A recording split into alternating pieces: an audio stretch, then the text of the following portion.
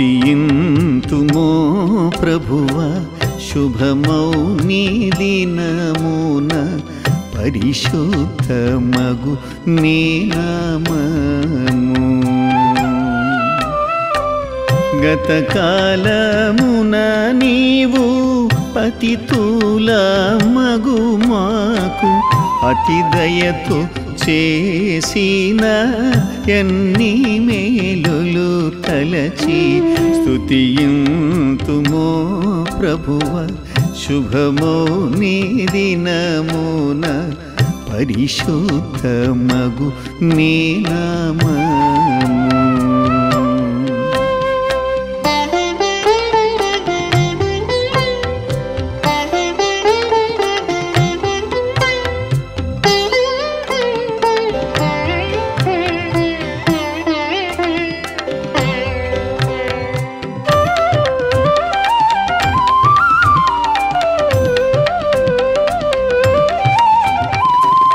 ఎన్నా శక్యముగాక యున్న మహిమతో వెలుగు చున్నాని పద సన్నిధి.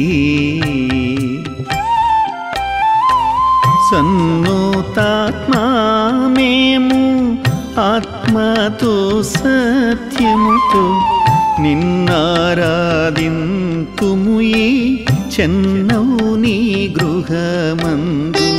స్తుతియింతుమో ప్రభువ శుభమౌ నీ దినమున పరిశుద్ధమగు నీ నామము.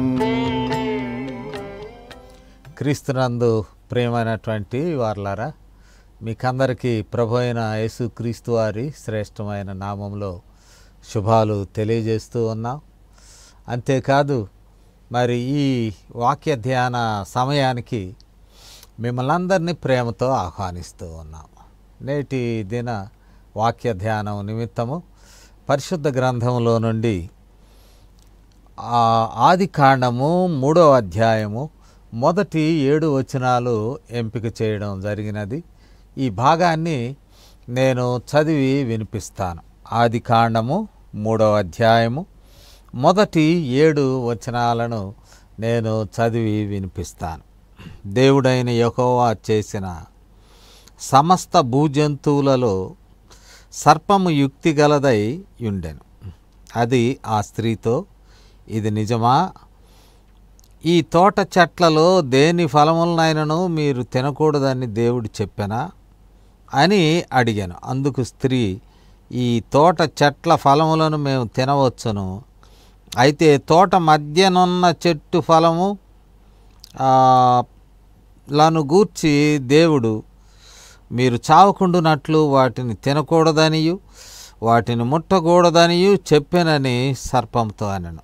అందుకు సర్పము, మీరు చావనే చావరు, ఎందుకనగా మీరు వాటిని తిను దినమున మీ కన్నులు తెరవబడిననియు మీరు మంచి చెడ్డలను ఎరిగిన వారై దేవదూతల వలె ఉందురనియు దేవునికి తెలియనని స్త్రీతో చెప్పగా, ఆ స్త్రీ ఆ వృక్షము ఆహారమునకు మంచిదియు కనులకు అందమైనదియు వివేకమిచ్చు రమ్యమైనదియు ఉండుట చూచినప్పుడు ఆమె దాని ఫలములలో కొన్ని తీసుకొని తిని తనతో పాటు తన భర్తకును ఇచ్చెను. అతడు కూడా తినెను. అప్పుడు వారిద్దరి కన్నులు తెరవబడెను. వారు తాము దిగంబరులమని తెలుసుకొని అంజూరపు ఆకులు కుట్టి తమకు కచ్చడములను చేసుకొనిరి. ప్రార్థన చేస్తాను. కృపగలిగిన తండ్రి, మాతో మాట్లాడండి, గ్రహించు జ్ఞానం దయచేయండి. మీ మాటలు గ్రహించటమే కాదు, మా జీవితాలకు అన్వయించుకొని ఆ రీతిగా మేలైన జీవితం కలిగి ఉండుటకును, మా జీవితంలో ఎదురుగు శోధనలను తప్పించుకున్నటకును మీ కృప చూపమని క్రీస్తు వారి నామములో వినపాలను వేడుకొంచున్నాము తండ్రి. ఆమేన్.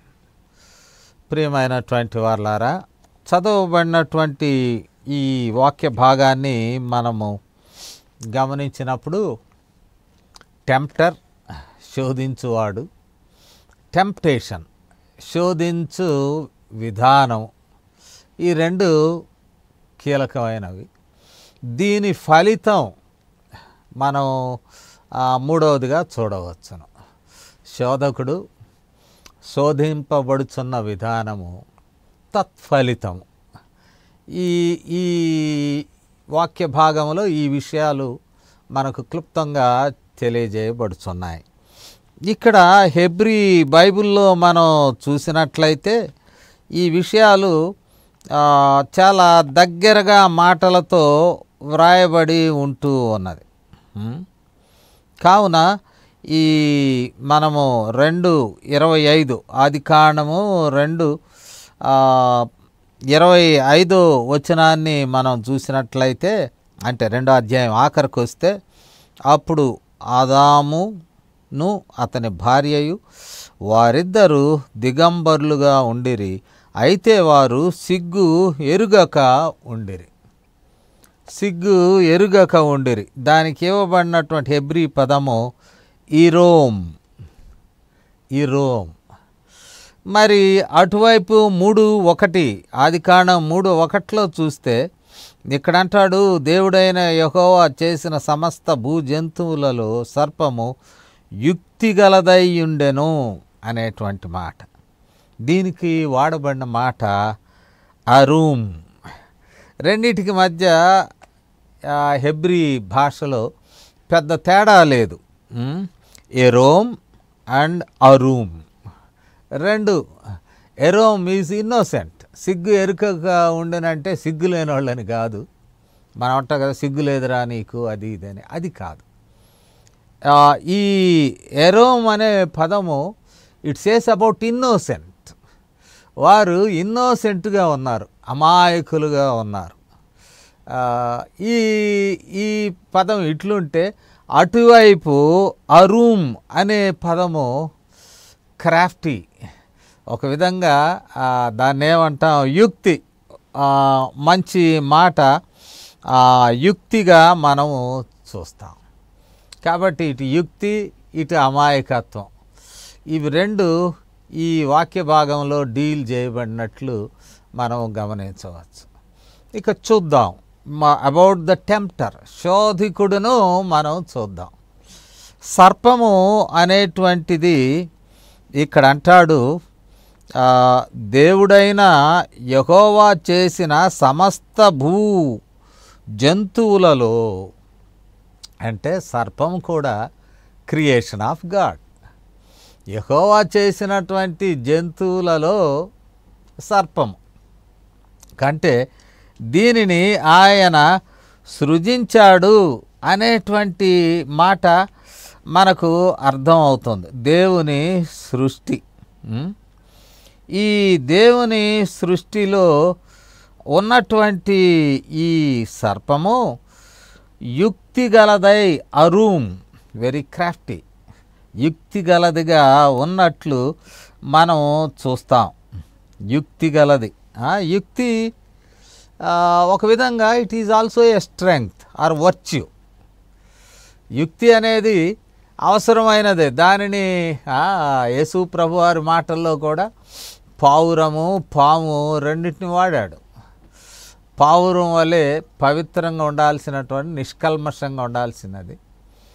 పాము వలె కొంచెం యుక్తి, అంటే ఇక్కడ చెప్పబడినటువంటి మాట అరూమ్, కొంచెం ఇంటెలిజెన్స్ ఉండవలసి, క్రాఫ్టీ అనేటువంటి మాట మనము గమనిస్తాం. మరి ఈ రీతిగా it is also A virtue. కాకపోతే ఈ స్నేక్, సర్పము వైల్డ్ యానిమల్స్లో ఒక భాగం అని చెప్పవచ్చు. అన్నిటినీ చేసేటప్పుడు ప్రాకెట్ జంతువులను కూడా ఆదికాండం 1:25 మనం చూసినట్లయితే ఇక్కడ అంటాడు, దేవుడు ఆయా జాతుల ప్రకారం అడవి జంతువులను, ఆయా జాతుల ప్రకారం పశువులను, ఆయా జాతుల ప్రకారము నేలను ప్రాకు ప్రతి పురుగును చేశాడు. It is also creation of God. రెండవది మనం గమనించినట్లయితే, మరి ఈ సృష్టిలో ఉన్నటువంటి సమస్తము మంచిదని చూశాడు. అంటే దీనివలన ఇబ్బంది ఉన్నదనేటువంటి మాట అనుకోలేదు. కానీ ఇది మంచిది అని చూడడం మనం చూస్తూ ఉన్నాం. ఆదికాండంలోనే ఇంకొక మాట 2వ అధ్యాయం 19వ వచనంలో చూసినట్లయితే వాటికి పేర్లు పెట్టినది కూడా ఆదామే. ఆదాము వాటికి పేర్లు పెట్టాడు. మంచిది వాటికి పేర్లు ఇచ్చాడంటే, పేరు పెట్టాడంటే ఏలుకోమని అర్థం. కానీ ఈ సర్పములో సాతానుడు ప్రవేశించడం వలన, లేక సర్పములో ఉన్నటువంటి ఒక దాన్ని ఏమంటాం, ఒక ట్రైట్, ఒక ఇబ్బందికరమైనటువంటిది ఏంటి అంటే యుక్తి. ఇది ఆ శోధకుని యొక్క విషయాన్ని గురించి మనము చూస్తూ ఉన్నాం. కాబట్టి ఆ దినాల్లో కూడా సర్పము కొందరు ఆరాధిస్తూ ఉంటారు. కనానీయులు వారి ఫెర్టైల్ కల్చర్ అంటే స్త్రీ పురుషులు పాము వలె చురుకుదనంతో ఉండవలసిన ఉన్నది. కానీ ఎట్ ద సేమ్ టైం మరి పాము వలె యుక్తి ట్రాప్లో పడేయటం కూడా ఉన్నది. పౌలు కూడా అంటాడు 2వ కొరింథీ పత్రికలో మనము గమనించినప్పుడు ఈ విషయాన్ని పౌలు కూడా 11:3 కొరింథీలకు వ్రాస్తూ 2వ ఉత్తరం 11వ అధ్యాయము 3వ వచనాన్ని కానీ మనం చూసినట్లయితే పౌలు కూడా అంటాడు, సర్పము తన కుయుక్తి చేత హవ్వను మోసపరిచినట్లు.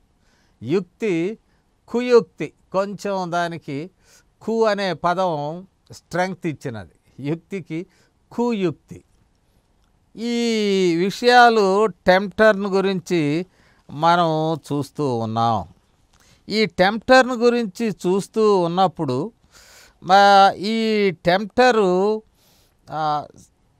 అయిన సర్పము సాతాను ఆవహింపబడిన సర్పం. ప్రకటనలో ఆ మాట అంటాడు, సర్పమే దేవుడు మంచిదని సృష్టించిన వాటి జాబితాలో ఉన్నది. ఆ జాబితాల్లో కొంచెం యుక్తి గలది, క్రాఫ్టీ అనేటువంటి మాట కూడా చూసాం. అయితే ఈ సర్పమునకు యుక్తితో పాటు సాతాను ఆవహించిన స్థితిని కూడా ప్రకటన గ్రంథకర్త అంటాడు. ఒకసారి ప్రకటన 12వ అధ్యాయము 9వ వచనాన్ని మనం చూసినట్లయితే ఇక్కడ చెప్పబడినటువంటి మాట నేను చదువుతాను. 12:9 ప్రకటన గ్రంథం.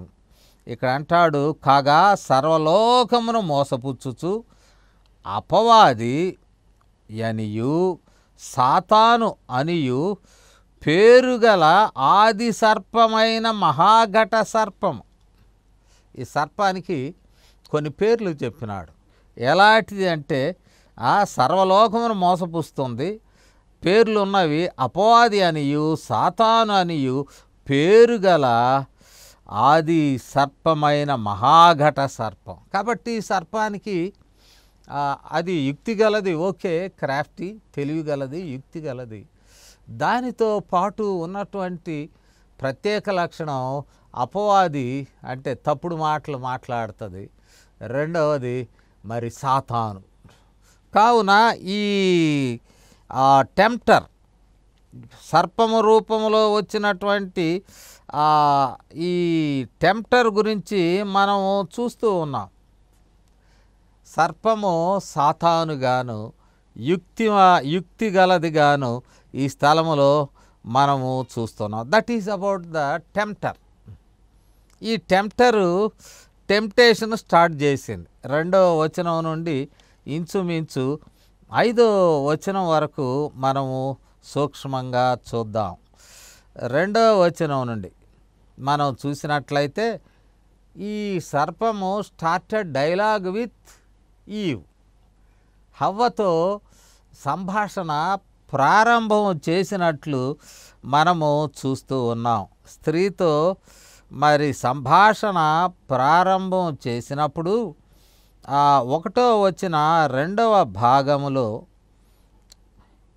ఇది నిజమా, ఈ తోట చెట్లలో దేని ఫలములనైనను మీరు తినకూడదని దేవుడు చెప్పెనా అన్నప్పుడు హవ్వ లేక ఆ స్త్రీ వెరీ వైజ్ ఆన్సర్. దీన్ని అభినందించాలి. The first answer was very wise. మీకు ఏదైనా తినకూడదని చెప్పినా దేవుడు అంటే ఈమె ఆ ఆరంభ దశలో ఇచ్చిన జవాబు మంచి జవాబు, మంచి కౌంటరే ఇచ్చినది. మనం 2వ వచనంలో, అందుకు స్త్రీ ఈ తోట చెట్ల ఫలములను మేము తినవచ్చును అంటే ఏది వద్దు అనేది మాట్లాడలేదు. మేము తినవచ్చు అండి, ఈ తోట ఫలాలు మేము తినవచ్చు, దేవుడు మాకు ఆ ఫ్రీడమ్ ఇచ్చాడు. Very positive reply. దేవుని విషయంలో అనుకూలమైనటువంటి జవాబు ఇవ్వడం మనకు చూస్తూ ఉన్నాం. అంటే ఈమె మరి దేవుడు అనుగ్రహించినటువంటి లిబర్టీ, స్వేచ్ఛను గురించి ఆమె చెప్పుచూ ఉన్నది. చెప్పుచూ ఉన్నప్పుడు 3వ వచనంలో చూసినట్లయితే ఈ డివైన్ గ్రాంట్ దానిని ఎస్టాబ్లిష్ చేయడంలో బలహీనమైనది. ఓపెనింగ్ స్టేట్మెంట్ ఈజ్ గుడ్, మేము తినొచ్చు. తర్వాత దానిని ఎస్టాబ్లిష్ చేయడంలో ఈ 2వ అధ్యాయము 16వ వచనం చూసినట్లయితే, మరియు దేవుడైన యెహోవా ఈ తోటలోనున్న ప్రతి వృక్ష ఫలములను నీవు నిరభ్యంతరముగా తినవచ్చు. ఇవన్నీ కూడా పాజిటివ్ థింగ్స్. తినవచ్చు అని చెప్పినవి ప్లెంటీ. తినకూడదు అనే రిస్ట్రిక్టెడ్ అది మైనారిటీ, చిన్నది. కానీ ఇచ్చిన స్వేచ్ఛ పెద్దది. ఇక్కడ అంటాడు ఆదాముతో యెహోవా దేవుడు అన్న మాట, నువ్వు తినవచ్చు నిరభ్యంతరం, అభ్యంతరం లేదు. ఏ అభ్యంతరం లేకుండా ఈ తోటలోని ఫలములన్నిటినీ తినవచ్చు సుమి అని ఒకవైపు మరి దేవుని మాటలు కనబడుతూ ఉంటే, ఈమె దానిని ఎస్టాబ్లిష్ చేయడంలో కొంచెం ఇబ్బంది అయింది. ఫస్ట్ స్టేట్మెంట్ బాగుంది, కానీ ఫాలోడ్ బై అంటాడు, అయితే తోట మధ్యనున్న చెట్టు ఫలమును గూర్చి దేవుడు మీరు చావకుండునట్లు వాటిని తినకూడదనియు వాటిని ముట్టకూడదనియు చెప్పినని సర్పముతో అనెను. ద సెకండ్ స్టేట్మెంటు సర్పము యొక్క ప్లాన్ ఆఫ్ యాక్షన్లో, లేక వాదన ఎటు తిప్పాలనుకుంటుందో సర్పము, అటువైపు ఈమె జవాబు కొనసాగినది. సో జవాబు బాగానే మొదలుపెట్టినది, తినవచ్చు, ఈ తోటలో అవన్నీ తినవచ్చు అని. ఆ జవాబులో 2వ భాగము సాతానుడికి ఒక క్లూ ఇచ్చి సాతాను చేత శోధింపబట్టకు తాను అనుకూలమైనటువంటి స్టేట్మెంట్ ఇవ్వడం మనం చూస్తూ ఉంటాం. కావున మనం కూడా దేవుని విషయంలో మేళ్లను చెప్పడానికి బదులు ఇబ్బందులను చెప్పడానికి ప్రయత్నం చేస్తూ ఉంటాం. అక్కడే సాతానుడు మనల్ని పట్టేస్తాడు.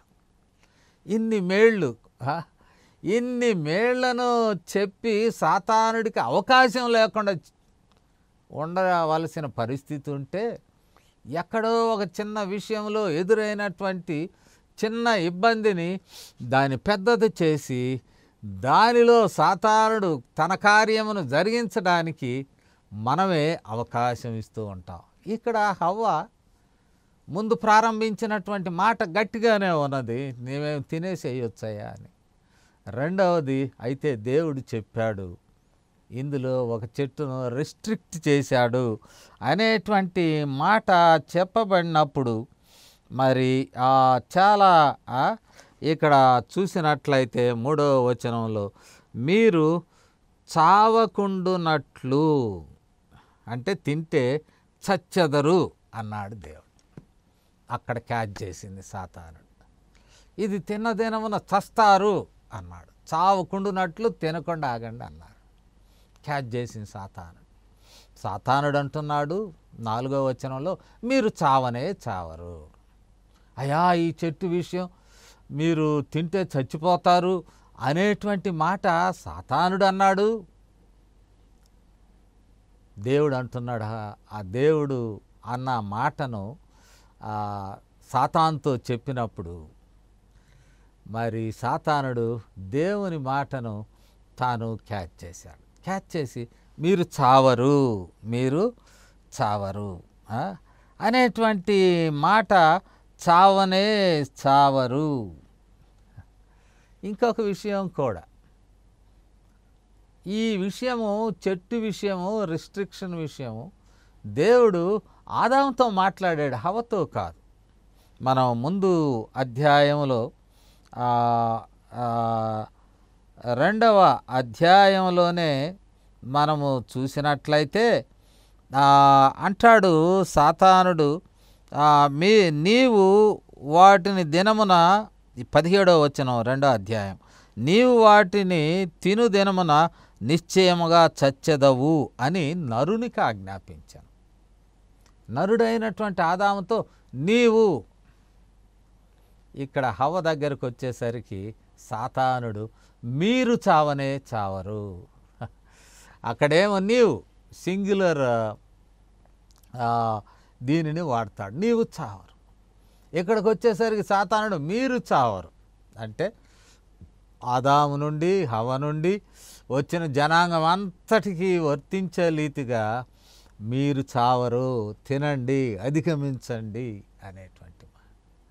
ఆదాముతో దేవుడు బోధిస్తే సాతాను హవ్వకు బోధించాడు. ఆదాముతో దేవుడు బోధించాడు, సాతాను హవ్వకు బోధించాడు. అందువల్లనే మన యొక్క విల్లింగ్నెస్ టు బి టెంప్టెడ్, 1వ కీర్తనలు అంటాడు, దుష్టుల ఆలోచన చొప్పున నడవక, వాళ్ళతో నీకేం పని, పాపుల మార్గమున నిలవక, అపహాసకులు కూర్చుండు చోట కూర్చోండక. ఎందుకు ఆ పని? వాళ్ళ పని ఏంటి? నిన్ను శోధించడమే, దేవుని నుండి ప్రక్కకు తీసుకెళ్ళడమే.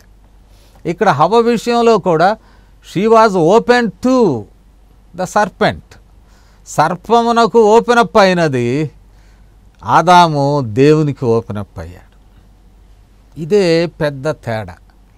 ఈ టెంప్టేషన్ ప్రక్రియ మనం చూసినట్లయితే 5వ వచనాన్ని, అంటే నేను తీసుకుని వెళుతున్నాను వచనం వెంబడి వచనం, 5వ వచనము మనం చూసినట్లయితే, ఏలయనగా మీరు చావనే చావరని 4వ వచనంలో చెప్పి, ఏలయనగా మీరు వాటిని తిని దినమున మీ కన్నులు తెరవబడిననియు, మీరు మంచి చెడ్డలను ఎరిగిన వారై ఆ దేవదూతల వలె ఉందురనియు దేవునికి తెలియనని స్త్రీతో చెప్పగా.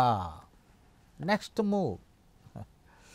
ఒకటేమో దేవుని అబద్ధీకునిగా చేస్తున్నాడు సాతానుడు, మీరు చావరు, ప్రశ్నే లేదు అని. మరొక స్టెప్ ముందుకేస్తున్నాడు సాతానుడు, తన యొక్క శోధన ప్రక్రియ, ద ప్రాసెస్ ఆఫ్ టెంప్టేషన్. 2వ అడుగు వేసి, he is envy to your development, నీవు అభివృద్ధి కావడానికి దేవుడు మీ మీద అసూయపడుచున్నాడు. 2వ మాటకు, ఒకటి దేవుడు అబద్ధీకుడు, మీకు వాస్తవం చెప్పలేదు, అబద్ధీకునిగా చేస్తున్నాడు, అపవాదే అబద్ధీకుడు. యేసుప్రభు వారు అంటారు యోహాను సువార్త 8వ అధ్యాయంలో, వాడు అబద్ధీకుడు, అబద్ధమునకు జనకుడు అనే మాట వాడతాడు సాతాను. వాడు అబద్ధీకుడు, అబద్ధాలన్నీ వాడి నుండే పుడుతుంటాయి అని. ఇక్కడ అబద్ధీకునిగా దేవుని చేస్తుంది సాతానుడు. 2వ అంచెలో చూస్తే అసూయపరుడుగా, ఫర్ హ్యూమన్ డెవలప్మెంట్. ఇది చాలా ఆలోచించదగినటువంటి విషయం. దేవుడు తన పోలికతో నరుని సృష్టించుకున్నాడు, తన జీవమును ఇచ్చాడు, వాని నాసికారంధ్రంలో ఊదినప్పుడు వాడు జీవించు ప్రాణి ఆయన. God's elements, his image is there, his spirit is given. మనిషి మీద అసూయ పడతాడా ఆ దేవుడు?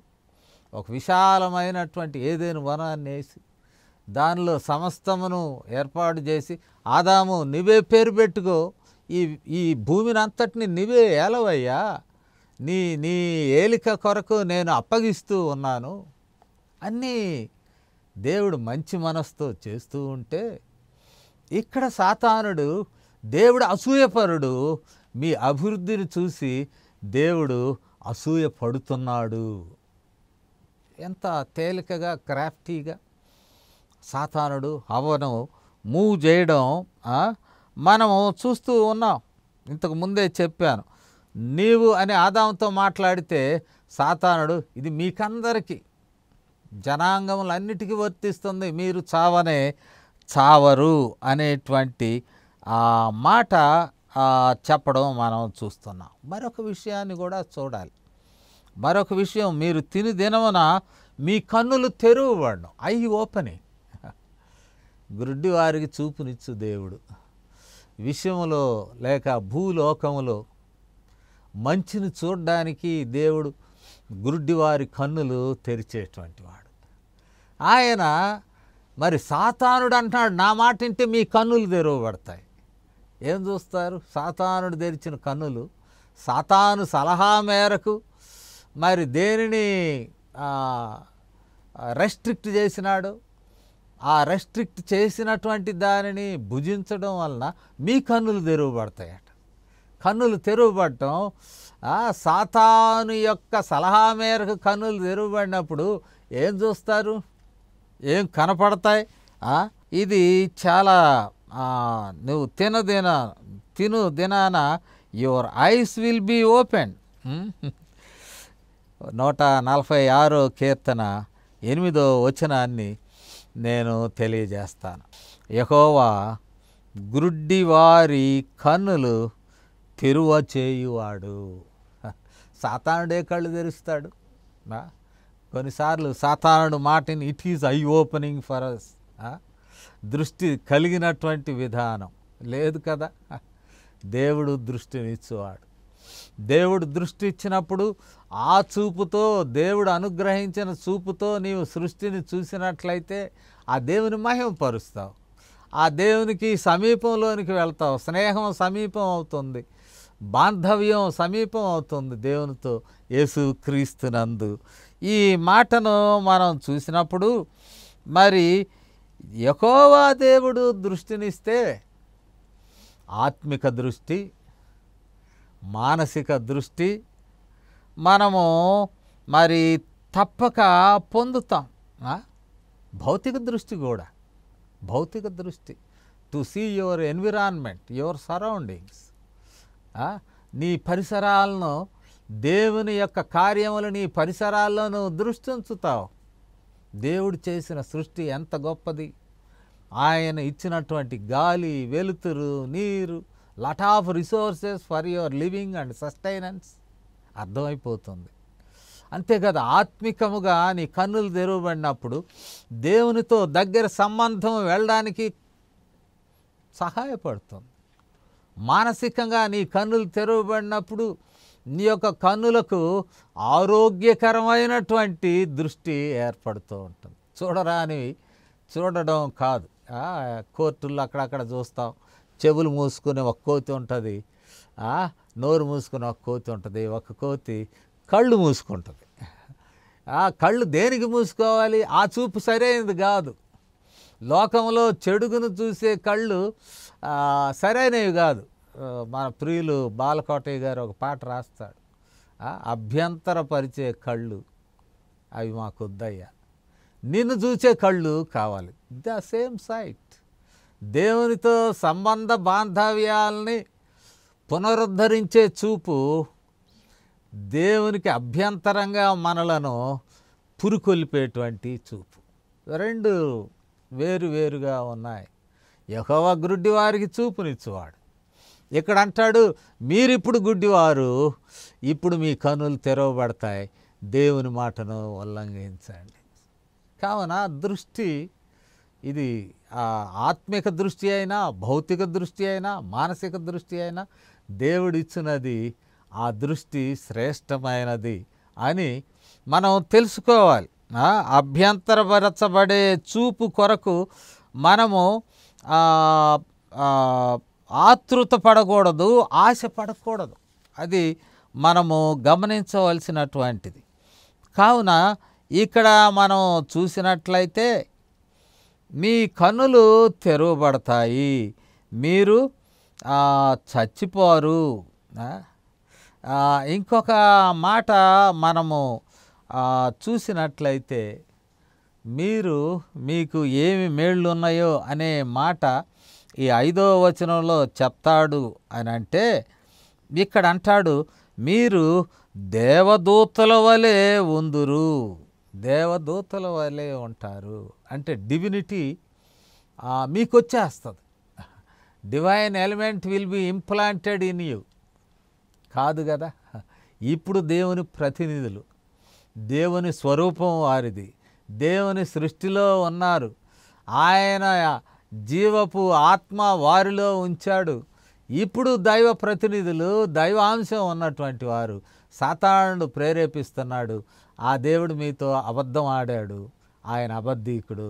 రెండవదిగా సాతానుడు చెప్తున్నాడు, మీ మీద దేవుడు అసూయపడుతున్నాడు, మీ అభివృద్ధిని ఆయన ఇష్టపడడం లేదు అని.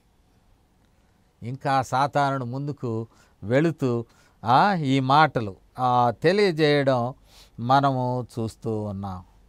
కావున దేవుడు మీరు తినదినమున చచ్చిపోతారు అనేటువంటి మాట మనం చూసినట్లయితే, నిజంగా చచ్చిపోయారు. ఆ ఫలం తిని ఎక్స్పెల్డ్, బయటకు తోసిపడేశాడు. దేవుని సన్నిధి నుండి నెట్టివేయబడడం అది అసలైనటువంటి మరణముగా మనం చూస్తాం. ఇక మూడవదిగా మనం చూద్దాం, ద ప్రాసెస్ ఆఫ్ టెంప్టేషన్ మనం చూసాం. ద రిజల్ట్ ఆఫ్ టెంప్టేషన్ ఏమైనది, ఇక్కడ ఏమైనది అనేటువంటి మాట 6వ వచనం నుండి చూసినట్లయితే, ఆహారమునకు ఆ స్త్రీ ఆ వృక్షము ఆహారమునకు మంచిదియు, కన్నులకు అందమైనదియు, వివేకమిచ్చు రమ్యమైనదియునై ఉండుట చూచినప్పుడు ఏం పర్స్పెక్టివ్ మారిపోయింది. The restricted plant or tree, దేవుడు దాని జోలి పోబాకండా నాయనా మీరు చాలా ఇబ్బంది పడతారు అని చెప్పబడినటువంటి దానిని సాతాను మాటను తీసుకొని దానినే చూస్తున్నప్పుడు జరిగినటువంటి ఆ మార్పిడి మనము చూద్దాం. భౌతికంగా అంటాడు రచయిత, చెప్తున్నాడు ఈ అనుభవాన్ని. ఆహారమునకు మంచిది, ఆహారం అనగా శరీర పోషణ కొరకు అది మంచిది, నీ శరీరానికి నరిష్మెంట్ ఇవ్వడానికి మంచిది. ఏం మంచిది అది? ఆహారము. ఆ ఆహారం నువ్వు తీసుకుంటే లస్ట్ ప్రవేశిస్తుంది. ఒక విధమైనటువంటి ఈ చెడు స్వభావము ఈ శరీరంలో, అప్పుడు దాకా దిగంబరులని తెలియలేదు, దేవర్ ఇన్నోసెంట్స్, మామూలుగా ఉన్నారు, సాధారణంగా ఉన్నారు. ఇప్పుడు ఆ ఆహారం పుచ్చుకుంటే ఆ ఆహారమునకు మంచిది అంటే the lust will take place in the body, in the physique. దురాశలతో, శరీరాశలతో నింపబడుతుంది ఆహారమునకు మంచిదియు అని చెప్పబడినటువంటి మాట.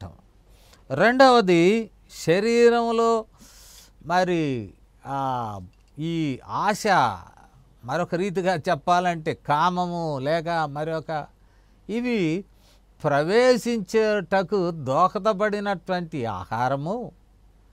రెండవ మాట ఇక్కడ మనం చూసినట్లయితే, కన్నులకు అందమైనది, రమ్యమైనది, కన్నులకు అందమైనది, రమ్యమైనది. చాలా నాటి దినాల్లోనే ఈ చూపును విశ్లేషించారు. నీకేది రమ్యం? యెహోవా మందిరావరణం చూడవాలనని అబ్బో నా హృదయం ఉప్పొంగిపోతుందయ్యా, ఎప్పుడు దేవుని యొద్దకు వచ్చేదను, నా దేవుని ఎప్పుడు సందర్శించుకుంటాను. అది లేదు. సినిమాకి వెళ్దాం పదండి, కొత్త మూవీ వచ్చినది, లేకపోతే ఇంకేదైనా ఎంజాయ్మెంట్, అంటే శరీరపరమైన ఎంజాయ్మెంట్. విశ్వాసులకైతే అది కాదు ఎంజాయ్మెంట్, దేవుని యొక్క సన్నిధే ఎంజాయ్మెంట్. కానీ కొత్త చూపు వస్తూ ఉన్నది. ఈ కొత్త చూపు మరి దైవ సంబంధమైన చూపు కాదు.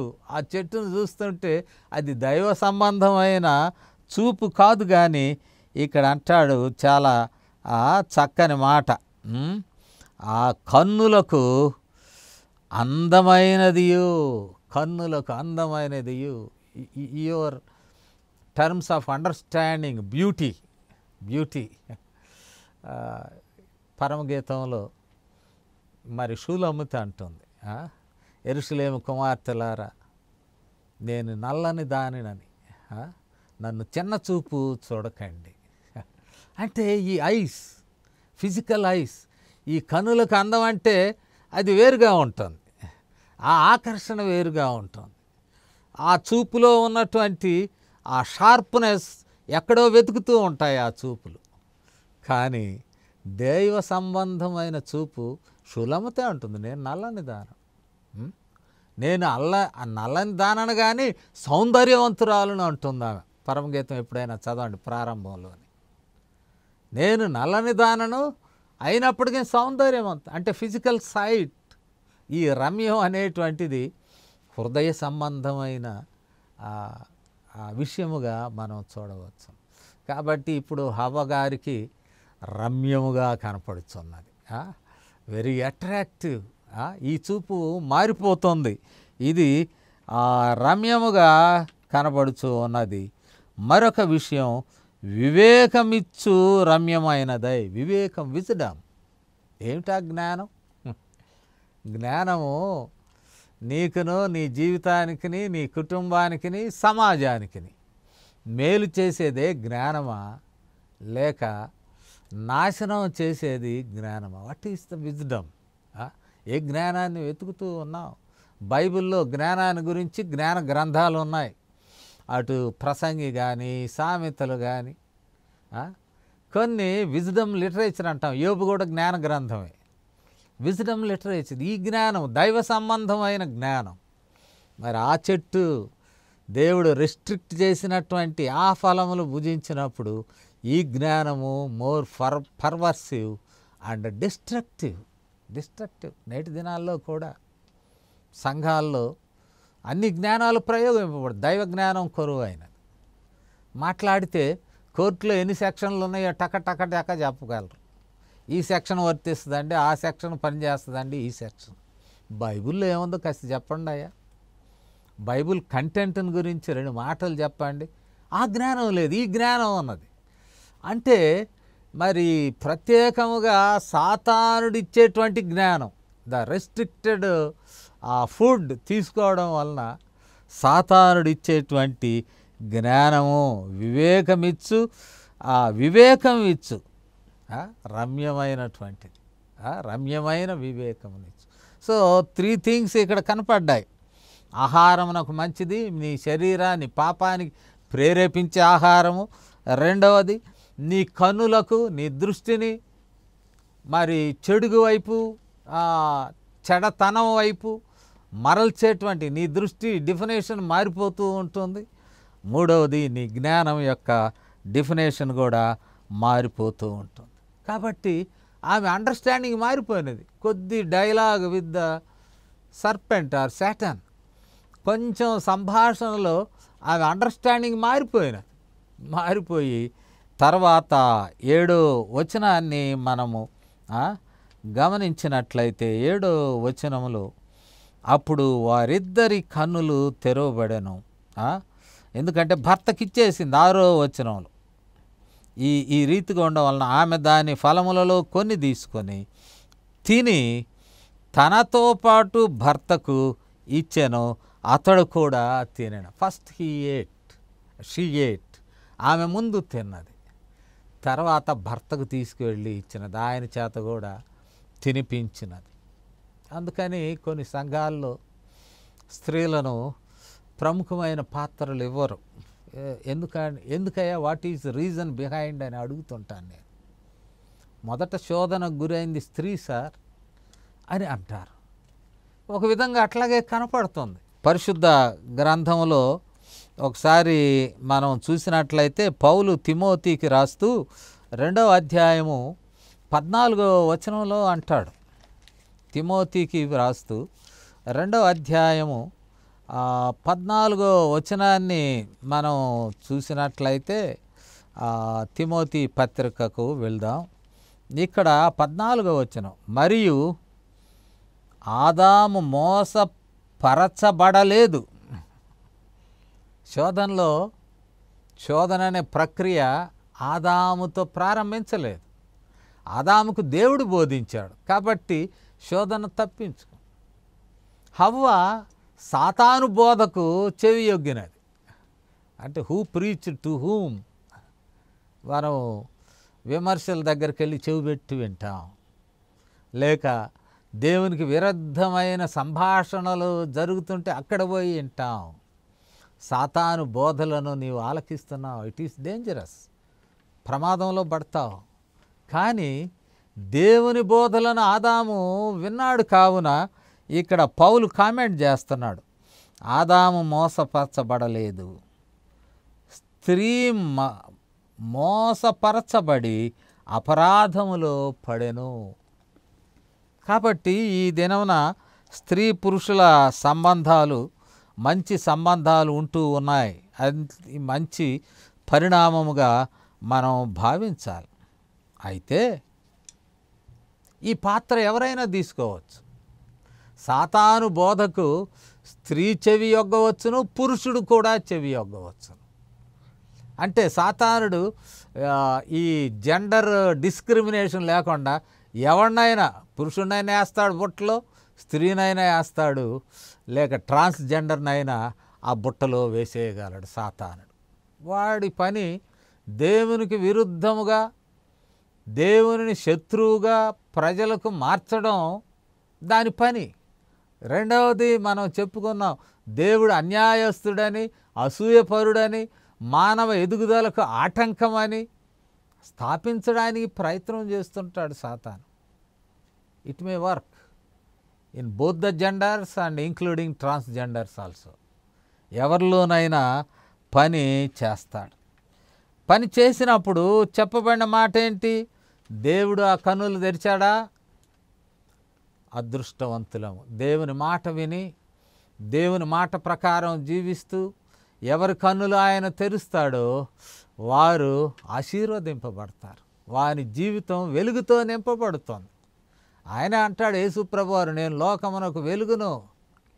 ఆ దైవ సంబంధమైన వెలుగుతో ఆ జీవితాలు వెలిగింపబడతాయి. ఎవరి కన్నులు సాతానుడు సలహా తెరువింపబడుతుందో దేవునికి దూరముగా వినాశనం వైపు తీసుకువెళ్తాం. మనము దేవుని వైపు మనము చూద్దాం. ఎందుకంటే మరి వారు సిగ్గులో పడిపోయినారు, సిగ్గుపడుతున్నారు. వారి శరీరం వాళ్ళకి అర్థమవుతుంది, దానిలో ఉన్న ఇతర విషయాలు, అంతకుముందు తెలియని విషయాలు, వారి శరీరంలో ఉన్నటువంటి ఆ లస్ట్ వాళ్ళకి అర్థమైపోతా ఉన్నది. అయితే దేవుడు విడిచిపెట్టలేదు పాపం.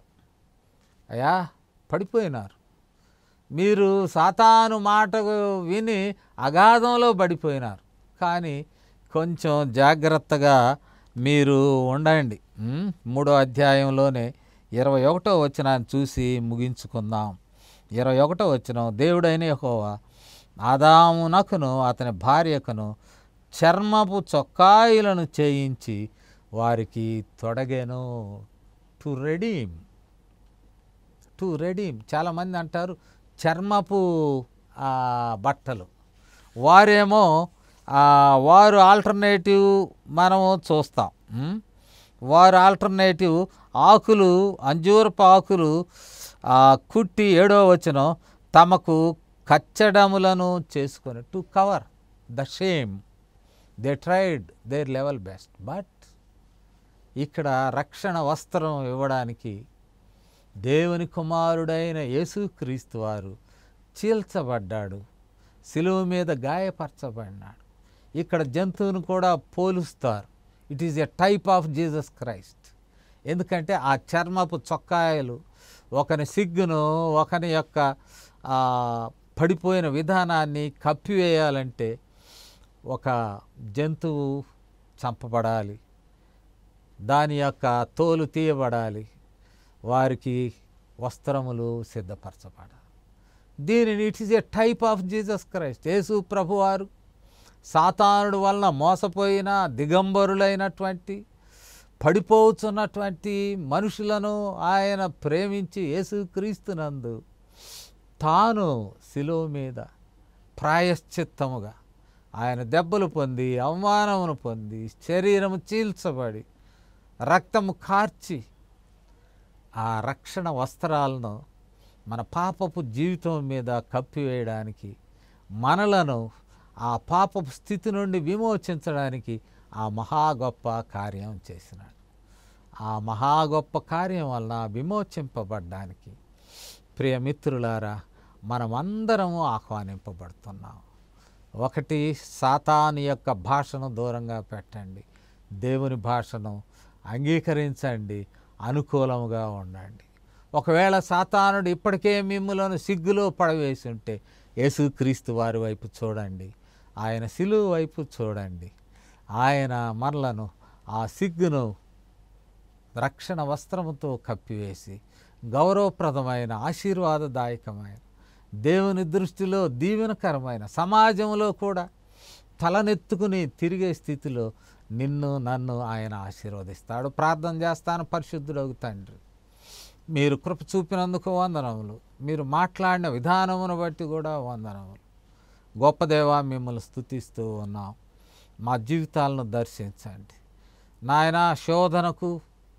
శోధకునికి మేము అప్పగించుకొనకుండా శ్రేష్టమైన జీవితము మీ చేతిలో మా జీవితాల నుంచి శ్రేష్టమైన జీవితమును కలిగి ఉండడానికి కృప చూపమని, ఒకవేళ పడిపోయిన స్థితిలో ఉంటే నీ కుమారుడైన యేసుక్రీస్తు అని రక్తములో మా జీవితాలు ఉతుక్కొని రక్షణ వస్త్రం సంపాదించుకొని భాగ్యమును దయచేయమని, ఈ మాటలను ఆశీర్వదించమని క్రీస్తు వారి నామములో ఈ విన్నపాలను వేడుకొంచున్నాము తండ్రి. ఆమేన్. దేవుని పరిశుద్ధ నామముకు స్తోత్రం కలుగును గాక. Greetings to you all in the name of our Lord Jesus Christ. మన ప్రభువును రక్షకుడైన యేసుక్రీస్తు వారి అత్యున్నతమైన నామంలో సంఘమంతటికి శుభములు తెలియజేస్తూ ఉన్నాను. ఈరోజు వాక్యము అందించినటువంటి జాన్ ప్రభాకర్ పాస్టర్ గారికి సంఘపక్షంగా నేను వందనాలు తెలియజేస్తూ ఉన్నాను.